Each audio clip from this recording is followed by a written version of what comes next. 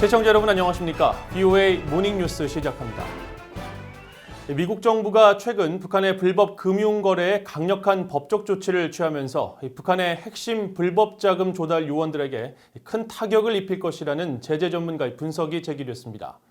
다만 현재 대북 제재는 최대 압박에 턱없이 못 미친다며 중국 대형 은행들을 직접 겨냥해 천문학적인 벌금을 부과해야 이번 기소의 파급 효과가 최대화될 것이라고 전망했습니다. 첫 소식 오택성 기자가 보도합니다. 미국의 대북 제재 강화법 제정 과정에 참여했던 제재 전문가 조슈아 스탠튼 변호사는 미국 법무부가 25억 달러 규모의 돈 세탁에 관여한 혐의로 30여 명의 북한인과 중국인을 전격 기소한 데 대해 북한의 불법 자금 조달망에 큰 타격을 입히는 조치가 될 것이라고 밝혔습니다. 스탠튼 변호사는 법무부의 조치로 해당 계좌를 갖고 있는 은행은 심각한 법적 위험을 안게 됐으며 북한과 불법 거래에 연루된 고객을 받으면 법적 위험을 감수해야 한다는 메시지가 전달돼 2005년 방코델타 아시아 은행 제재 때와 같은 효과를 보게 될 것으로 전망했습니다. We could see ripple effect similar to what we saw after Banco Delta Asia if banks get the idea that they themselves are at real legal risk. If that happens, we could see a fairly significant disruption of financial flows in and out of North Korea's banks. 스탠튼 변호사는 25억 달러 규모, 한국 돈 약 3조 1천억 원의 돈 세탁이 이루어졌고 대량 살상무기 프로그램에 관련 자금이 흘러 들어갔다는 것이 기소 내용의 핵심이라며 이는 최대 20년형에 처질 수 있는 중범죄로 책임 추궁을 위해 자금 몰수를 추진하는 것이 무엇보다 중요하다고 지적했습니다.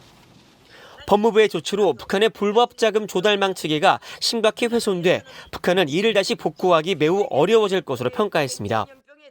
That means that North Korea would have to find 33 other agents and confederates to presumably try to maintain the same level of business activity. And that's going to be hard to do with people who have none of the training or experience that these 33 people had.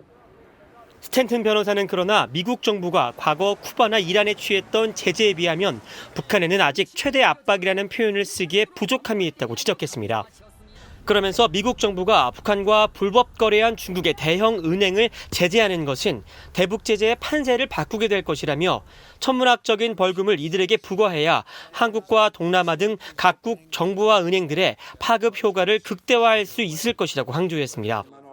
전 세계 어떤 은행이든 이란과 거래하면 수백억 달러에 달하는 천문학적 벌금이 부과되는 만큼 북한과 관련해서도 그런 대응이 필요하다는 지적입니다. BOA 뉴스 오택성입니다. 북한이 핵과 미사일 활동에 따른 대북 제재와 신종 코로나 바이러스 감염증 사태로 이중고를 겪고 있는 가운데 올해 경제 성장률이 마이너스 6%로 23년 만에 최악을 기록할 것이라는 전망이 나왔습니다. 국제 신용평가사 피치산하 컨설팅 업체 피치솔루션스는 최근 공개한 보고서를 통해 올해 북한의 국내 총생산이 당초 예상치인 3.7%였지만 신종 코로나 바이러스 대유행 여파 등으로 중국의 경제 성장률이 지난해 6.1%에서 올해 1.1%로 급락할 것으로 예상되는 등 중국의 성장률 둔화로 북한 경제가 마이너스 성장률을 보일 것이라고 밝혔습니다. 한국통계청 등의 자료에 따르면 북한의 경제와 무역 비중의 대부분을 차지하는 중국과의 교역은 최근 대북 제재와 코로나 바이러스에 따른 국경 봉쇄로 지난 3월과 4월 90% 이상 줄어든 것으로 나타났으며 피치솔루션스의 예상대로 북한 경제 성장률이 올해 마이너스 6%를 기록한다면 고난의 행군기간인 1997년 마이너스 6.5% 이후 23년 만에 최저를 기록할 것으로 예상되고 있습니다.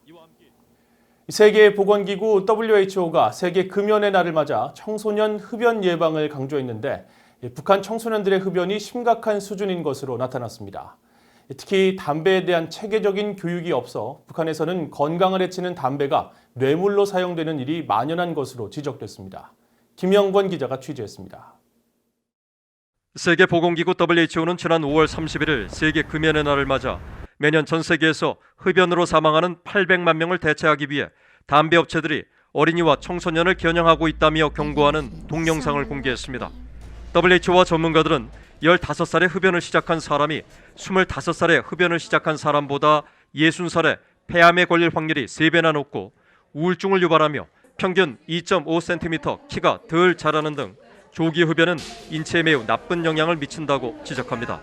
WHO는 세계 흡연자 수가 13억 명에 달하고 이 가운데 80%가 저중소득 국가에 살고 있다고 지적했습니다. WHO는 지난해 발표한 세계 흡연 실태 보고서에서 북한의 흡연율이 2002년에 59.9%, 2006년 54.8%, 2017년 46.1%로 감소 추세라고 밝혔지만 신뢰성은 떨어진다는 지적이 나옵니다. 지난해 북한의 흡연 실태를 책으로 펴낸 한국동아대 강동환 교수는 경제 규모가 북한보다 50배 가까이 큰 한국 내 담배가 50종인 반면 북한은 200여 종류에 달한다며 북한에서 담배는 단순한 기호품이 아니라고 말했습니다. 특히 북한 청소년의 흡연 실태는 훨씬 더 심각하다며 북한도 나름 금연 캠페인을 하지만 한국이나 미국처럼 체계적인 교육을 하지 않고 있다고 지적했습니다. 제가 북중 국경에서 찍은 담배 피는 초등학생 정도 되는 아이의 사진이 있거든요. 저희는 이제 굉장히 충격적이다 이렇게 이제 얘기를 했더니 탈북민들은 그 정도 가지고 뭘 충격이냐, 애들 담배 피우는 거야 당연하지 이렇게 이제 얘기할 정도로. 북한 대배업체 지배인 출신 켄 씨는 고등학교 남학생들은 거의 다 흡연자로 보면 될 정도로 북한 청소년들의 흡연이 만연돼 있다고 말했습니다. 일단 북한이라는 게 일반 서민들은 놀러 갈 데가 없어요. 돈이 없으니까.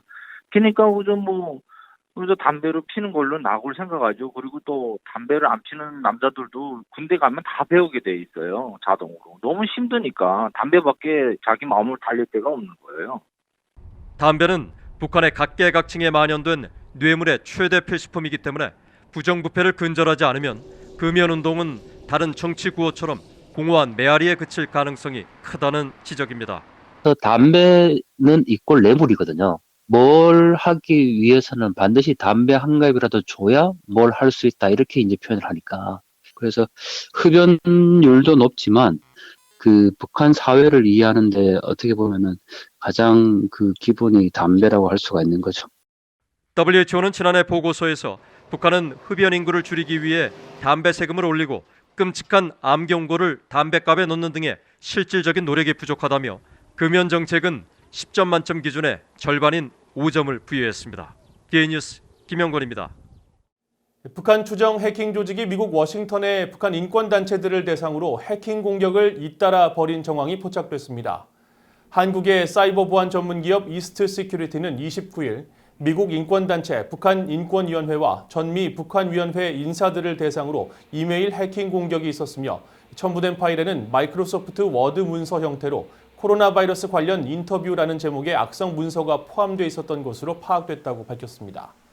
이번 공격에 사용된 악성 문서에는 북한 인권단체들의 홈페이지 내용을 무단 도용해 신분을 위장하려 한 흔적이 발견됐으며 이메일 수신자가 악성 파일을 열면 영문 문서와 함께 접속을 유도하는 링크가 포함된 것으로 확인됐습니다. 이스트 시큐리티는 이번 공격의 기법이 북한 해킹 조직으로 알려진 김숙희가 사용한 지능형 지속 위협 공격과 동일한 것으로 분석됐다며 첨부된 악성 코드를 실행할 경우 해커가 지정한 서버로 접속해 원격 정보 탈취가 가능하도록 설계돼 감염 여부를 신속히 탐지하거나 식별하기 어렵다고 지적했습니다. 탈북민 단체인 자유북한운동연합은 지난 5월 31일 한국 경기도 김포시 월곶리 등지에서 새 전략 핵무기를 쏘겠다는 김정은이라는 제목의 대북전단 50만 장과 소책자 50권, 1달러짜리 지폐 2,000장, 메모리 카드 1,000개를 대형 풍선 20개에 매달아 북한으로 날려보냈다고 1일 밝혔습니다. 대북전단에는 7기 4차 당 중앙군사위에서 새 전략 핵무기로 충격적 행동을 하겠다는 위선자 김정은이라는 문구 등이 담겼으며 이 단체 회원 11명은 한반도의 비핵화라는 거짓 위선과 김정은의 속내가 노동당 7기 4차 확대회의를 통해 만천하에 증명됐다며 이는 대한민국과 국제사회에 대한 공개적인 협박이라고 주장했습니다. 자유북한운동연합 관계자는 김정은을 규탄하기 위해 또 100만 장의 대북전단을 북한으로 보낼 방침이라고 말했다고 한국연합뉴스가 전했습니다. 이상으로 VOA 모닝뉴스를 마칩니다. 시청해주신 여러분 고맙습니다.